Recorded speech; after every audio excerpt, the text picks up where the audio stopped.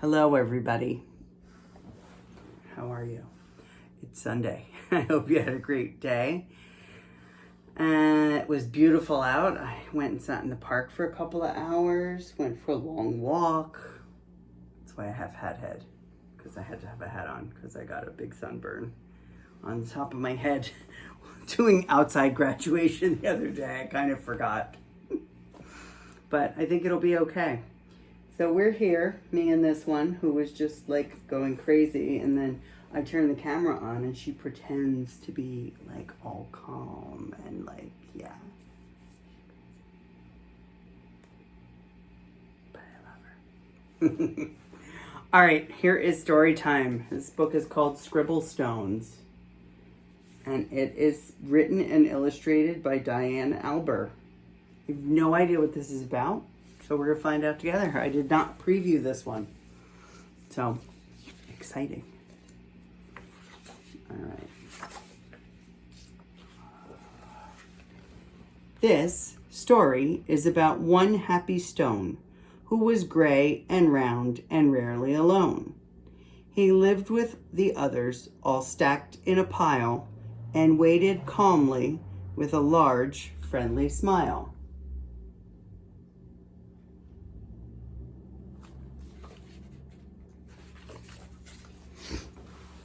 Each stone had a purpose, but it wasn't known yet. Some would be landscaping, some would be a stone pet. There were so many things that the stones could be. The hardest part was just waiting to see.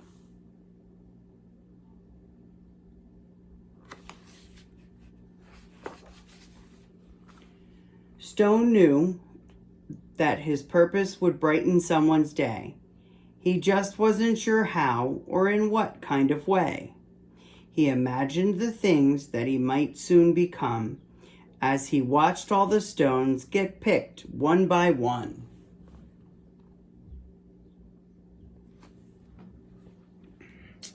But Happy face slowly turned to a frown as he watched the tall pile start to dwindle on down. And although he was worried, he tried not to care until it was clear he was the last one there.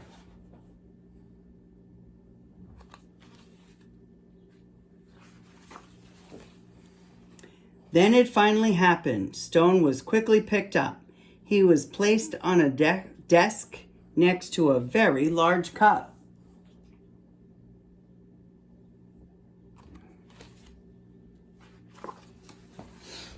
As Stone looked around, he thought, "This is so great," but he soon discovered he was a dull paperweight. "I'm supposed to bring happiness, not hold paper still. There must be a mistake. This can't be my skill."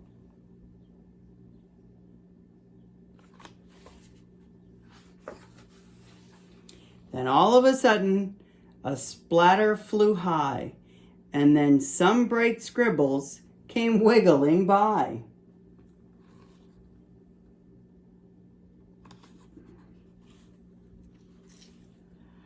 They were headed right toward the short paper stack, and they filled up the paper on the front and the back.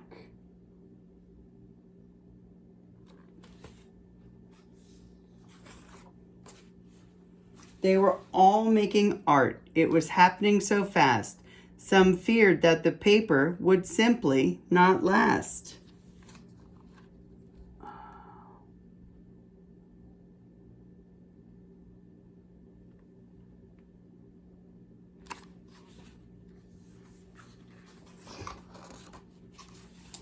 He couldn't believe just how much the pile grew.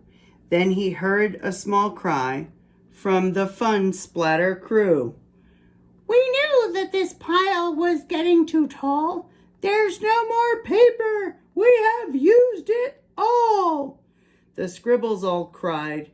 They now saw it too. "This is a disaster.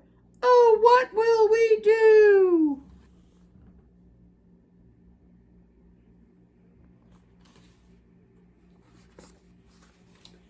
Stone didn't want the scribbles to cry, so he thought of something that they could all try. He slowly rolled down the very large pile and said, "I know how to make you all smile. I know I'm not paper, but I like art too. Do you think you could spare some red, yellow, and blue?"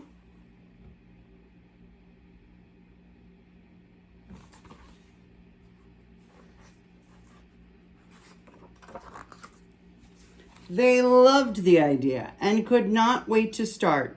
Scribble began making a happiness heart. Splatter then painted some pale baby blue. Another scribble added a sunny gold hue. See, they made them all pretty. It didn't take long before more stones showed up, and soon the line grew behind the large red cup.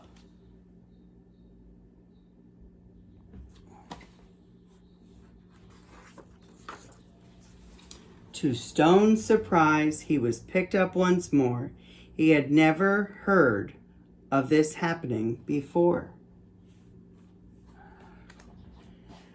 More art was added, and he was on his way to become a small gift to brighten someone's day. Oh, are we keeping you awake, ma'am? Nearby, another stone's journey had begun. He was spreading such happiness and having great fun. Every time he traveled, someone added their part, sometimes just a scribble, sometimes fancy art.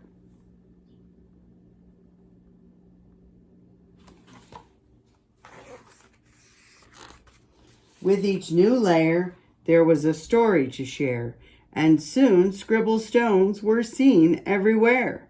They traveled the planet. It was quite an event, bringing happiness and fun wherever they went.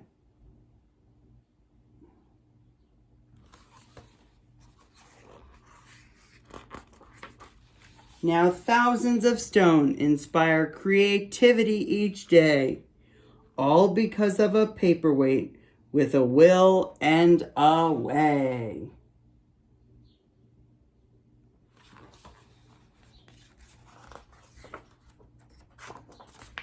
The end.